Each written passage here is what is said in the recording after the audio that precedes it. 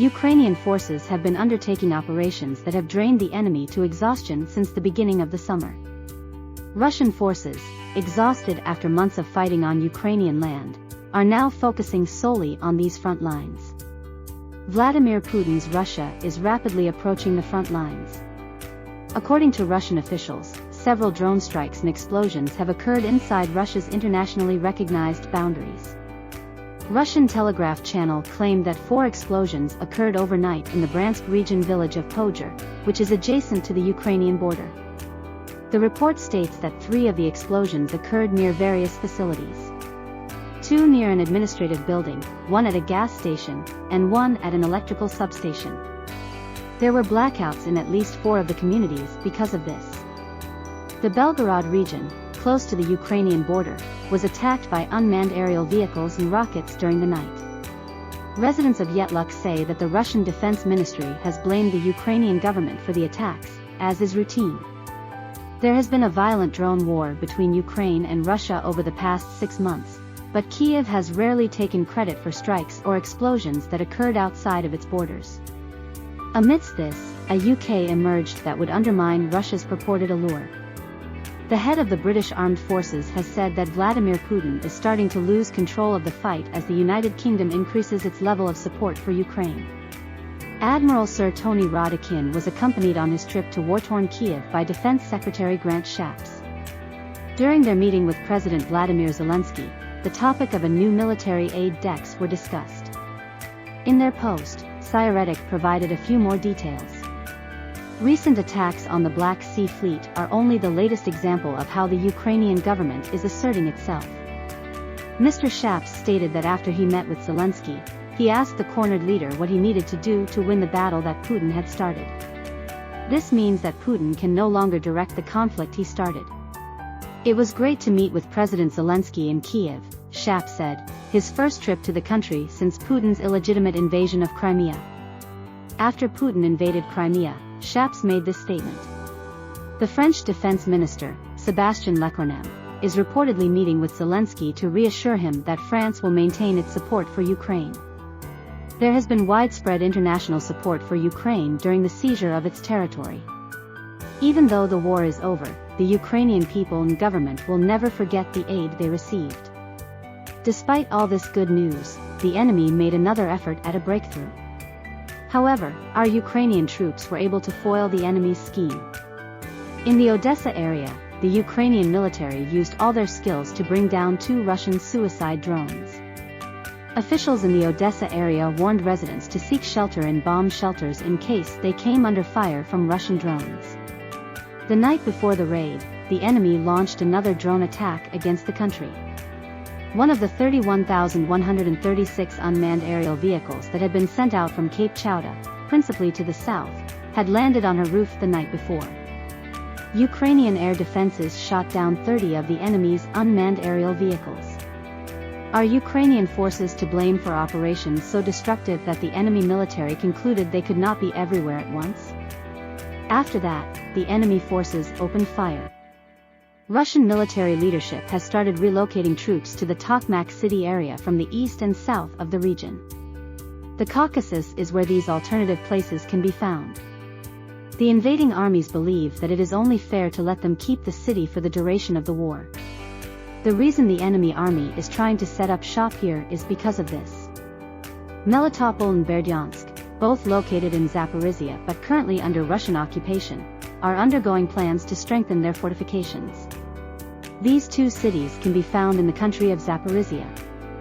A spokesman for the Tavria region's defensive forces, Alexander Stupan, says the Ukrainian armed forces shouldn't give up hope. The Ukrainian military should maintain the same tactics and strategies they've used in their counterattacks thus far.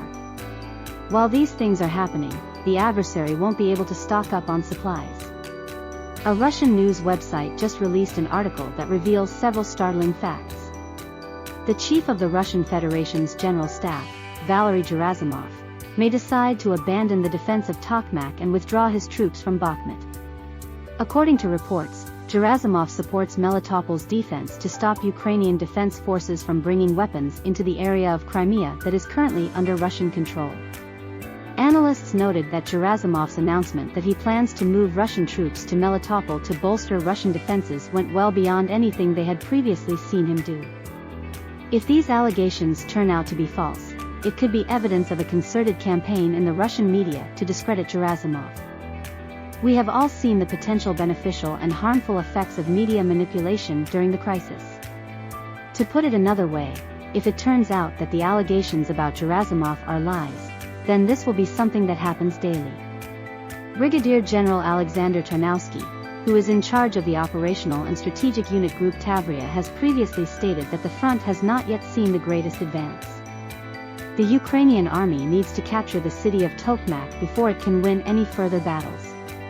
The prosecution and defense both rely heavily on the space immediately surrounding the Gavel, as we have seen. The enemy has spent the last few days trying to convince his warriors to join our side. Russia has increased the number of its military personnel and the quantity of its military hardware in the area in recent days. It's understandable why the Russian invaders are so scared. The strategic activities of the Ukrainian fighters are bringing down Russia's southern bridge, the exact cause of the invasion. Colonel Petro Chernik of the Ukrainian Armed Forces Reserve has made a lengthy statement in response to recent events. Take a look at this clarification with me, okay? Now, it is clear that the Russian invaders are preparing for an attack by the Ukrainian armed forces because they attempted to strengthen their defenses in the direction of the south. This is because the Russian invaders have intelligence that Ukraine intends to launch an attack there. The Russian armed forces have shown us all that they have no confidence in their ability to maintain order in this area. A major military attack will surround Bakhmut in a short amount of time. As a direct result of the siege, the front line will collapse. Russian invaders eventually realized the southern bridgehead was vulnerable to attack. However, the enemy soldiers knew they had to make some sort of friendly overture. Heavy fortifications and real, serious defense lines have been built on the Perikho Isthmus. This is the main justification for taking this stance. The enemy's principal objective at this time was to reach the administrative frontiers of the Donetsk and Luhansk regions. This strategic approach appears to be one that the opposing army has no plans to abandon. The other army is doomed to defeat if they keep up their relentless attacks. As the fight grinds on at full speed this week, the enemy will continue to feel as though he is imprisoned in a dungeon from the depths of hell. Ukraine's armed forces can discover their enemies on the front lines and execute them methodically with the help of qualified professionals in reconnaissance. Let's go ahead and take a look at everything that's happening. A drone was used in an attack on a helicopter base in the Russian city of Sochi over the weekend. The Russian invaders faced this attack, and it was an unpleasant awakening for them. As soon as the attack happened, videos of it started going viral online. At around 7 a.m., a drone flying over Sochi was used in an attack. The authorities arrived quickly to begin their investigation. The drone is believed to have crashed and exploded once the hit was complete. However, this is not depicted in the clip. Located on the coast of the Black Sea, the city of Sochi is a renowned tourist destination in southwestern Russia. The 2014 Winter Olympics brought worldwide attention to the Russian city of Sochi. Advisor to the Ukrainian Minister of the Interior Anton Gerashenko has spoken out about the attack in Sochi. Russian Telegram channels keep spreading the news of a drone assault close to Sochi. As we have seen, the situation is currently favorable for the Russians. Something has reportedly hit a helicopter parking lot in the Adler neighborhood. However, this has not been confirmed by the appropriate authorities as of yet. Reporter Jason J. Smart posted a third video of the drone attack a few minutes before 9 a.m. According to Vyoda's latest assessment, it appears the vehicle crashed and exploded. Flights in the Sochi area were also cancelled, according to Smart, because of the ice weather. A Ukrainian news outlet claims that this is why Russia has seen another round of plane delays after these films became popular online. According to the statement, the Ukrainian Defense Intelligence Agency targeted the parking lot of Sochi's helicopter base with the strike. After the crash, Margarita Simonian, a Russian propagandist and publishing, as we have seen, the Russian soldier battling on the front lines doesn't have much time left. To put an end to this war, we hope that Putin will intervene.